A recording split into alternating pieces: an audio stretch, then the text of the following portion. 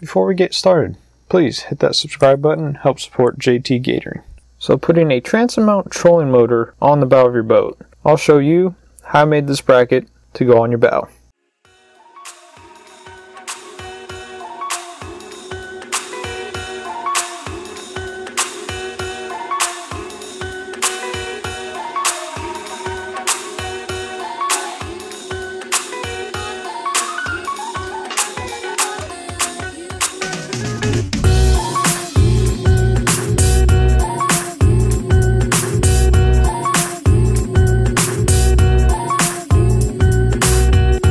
So maybe you don't have a trolling motor yet, or maybe you do. The positive thing about a transom mount trolling motor is that 1, it'll go on your transom, 2, once you make this bracket, it'll go on the bow. So that way, if you're using it as your main motor on the back, when you get to the fishing spot, you can unclamp it, turn the head around, and then put it up on the bow, so that way you can use it as your trolling motor when you're fishing. The main thing that I like about having a transom mount trolling motor is that I can move it from the transom to the bow and then back to the transom if need be. All you have to do when you switch it from the transom to the bow is rotate the head on the trolling motor. On my trolling motor, it's just one screw that I loosen, rotate the head 180 degrees, and then tighten the screw back down. So since I was moving my transom mount trolling motor from the transom to the bow, and doing that when I was using it as my main motor, I put a wiring kit on it. With this, I attached a 15-foot wiring harness. This allowed me to stretch the cord all the way to the front of the boat and still keep my battery at the back and not have to move my battery. Then, when I was done using the trolling motor up at the bow, all I had to do was just rotate the head back around, clamp it onto the transom, and then coil up all that wire.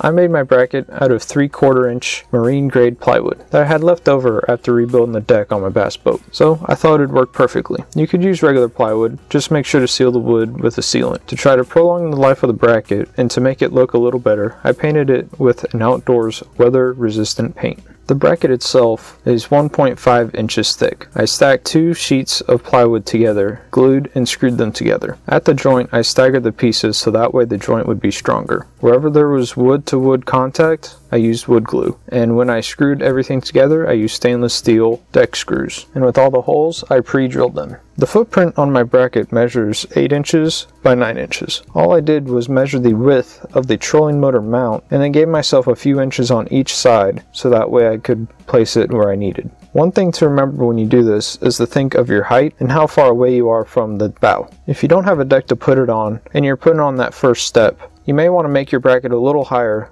so that way your trolling motor doesn't hit the front of the boat. When you go to mount your bracket on your boat, you're most likely going to deal with metal or wood as your mounting surface.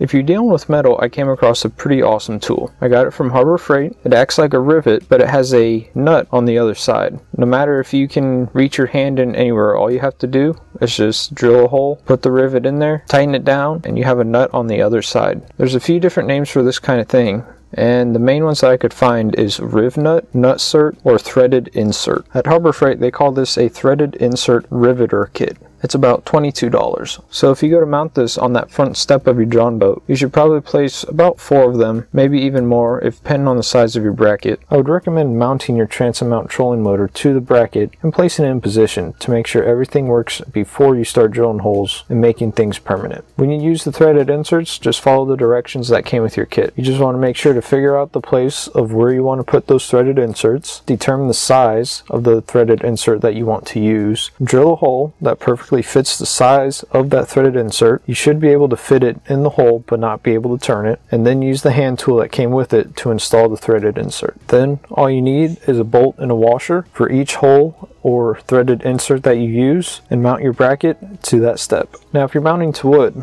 like a deck like I did, all I did was just use deck screws, stainless steel, that were a little thicker or longer than my bracket, and just screwed it to the floor. I used about 5 deck screws. But again, before you go doing this, give everything a trial fit and make sure that you can operate your trolling motor without any problems. few things to keep in mind when you're drilling through your deck is you want to mark all your holes, make sure you know where you're going to drill, and then before you pre-drill your holes, make sure there's no screw heads or other pieces of metal or anything you really don't want to hit with your drill bit or put a hole in. And then pre-drill your holes and then screw that bracket in place. One thing that I always keep in mind is measure twice and cut once. Always double check everything before cutting, drilling, or screwing anything in. This video is just to give you an idea. This is how I did it. Change things to your liking, personalize it, make it yours. Use thicker wood, thinner wood, shorter screws or longer screws. Even use a different building material if you'd like. Just use your judgment and be safe.